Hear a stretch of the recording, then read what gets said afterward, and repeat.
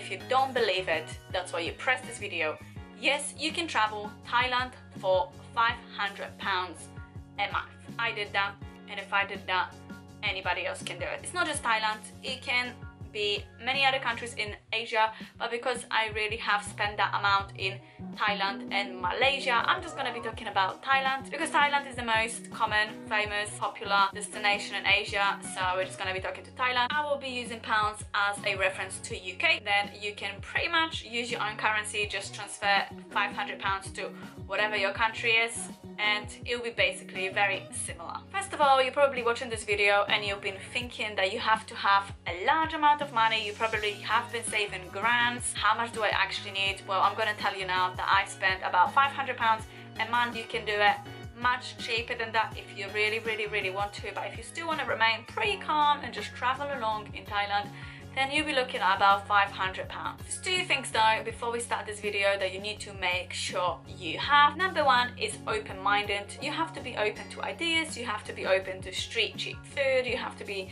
open to any accommodation. You just have to be very open-minded. If you're not open-minded and you're basically not doing all of these things, then you won't be spending 500, but you'll be spending double than that. And tip number two that I wanted to say also, the slower you travel, the longer you travel. Obviously it probably does not make sense to you at all, you're like, what? But basically here is how it is. If you travel slowly, then basically you'll be remaining in the same location for many days, and that way you'll be spending much less money than if you were moving constantly from location to location, because you'll be constantly spending on transport, you'll be constantly spending on new accommodation. Without further ado, let's just begin this video. You probably will be looking at 4 different things such as food, accommodation, transport and activities. These are 4 of the things that you need in your life when you're traveling, backpacking, Asia, traveling anywhere really. How I did it? I budgeted myself to £10 a day. That is a very low amount. I know many people budget themselves for £30 a day, which to me is like a ridiculous amount of money when you're in Thailand, because that will be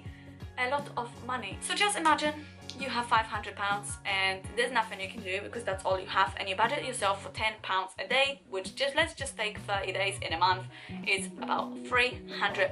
What I did with that £10 a day, first of all, you need somewhere to sleep, so accommodation. I put my accommodation about £5, so half of my money went on accommodation. Yes, you can get much cheaper accommodations as well, but you can also get more expensive accommodation depending where you're staying. Look for cheap accommodations, and these accommodations are in Bangkok. I was spending about $350 a night. In Chiang Mai, about same. You can look for these cheap accommodations online, but like I said, they're usually up in the central part of Thailand and north, because south is very touristic. But let's just say for now you're spending about £5 a day on accommodation. That leaves you with about £5 left, which will obviously be for food, because that's what you need first, accommodation, then food. Now, food in Asia is very cheap, especially if you're not going to restaurants and you're eating up cheap. Street food, very popular. You don't really have to go to restaurants. All you have to do is go on the street, and there's stalls everywhere, amazing street food everywhere. So if you budget yourself, you need pretty much 3 meals a day, right? Breakfast, lunch and dinner. I budget myself for about £2 each meal, which gives us 6. But to be honest with you, majority of these foods are much cheaper than £2 a meal, so you'll be looking for about £150 a meal, or £150 is about £450. So I'm just gonna say that obviously with that sort of money you cannot really buy a lot of drinks, so you would have to go for water from 7-Eleven shop. Depends what places you are in. In some places you'll be looking at a little bit more, like $2, but in majority of places in Thailand you'll be looking for about 40 to 60 baht for street food, which is just really cheap, from £1 to £150. So with that money, obviously it comes up to about £10. Sometimes maybe you'll be spending 11, but sometimes it will be maybe spending 9. Thing is, what you want to do is just keep it to around £10 a day. So let's just say that's out of the way. £300 is gone. You're left with £200. What are you gonna use it for? Obviously you're gonna have to buy transport, and obviously you're gonna have to do some activities, because that's why you're there. You want to backpack, you want to see things, you want to see some waterfalls. To be honest with you, majority of activities you don't have to pay for. You don't have to pay for hiking to see a waterfall. You don't have to really pay for any temples. You don't really have to pay for what you're seeing. All you have to do is pay for different activities like boat trips if you're really going to do that, expensive party hostels, alcohol, stuff like that. But transport is also pretty cheap, and remember you have £200 left, so that's a lot of money for that 1 month. Just to give you a rough estimate, for example, you're in Bangkok, you want to get to Chiang Mai and you're looking for a very cheap way. You can get a plane, which will be probably £40. But if you want to go for something really cool, which is a night train from Bangkok to Chiang Mai, it costs about £20, so just half of that, and it's an amazing experience. Now if you don't know what I'm talking about, I have already made a video about my experience in the night train from Bangkok to Chiang Mai. Amazing experience, so good. The video will be just linked down below, maybe somewhere here.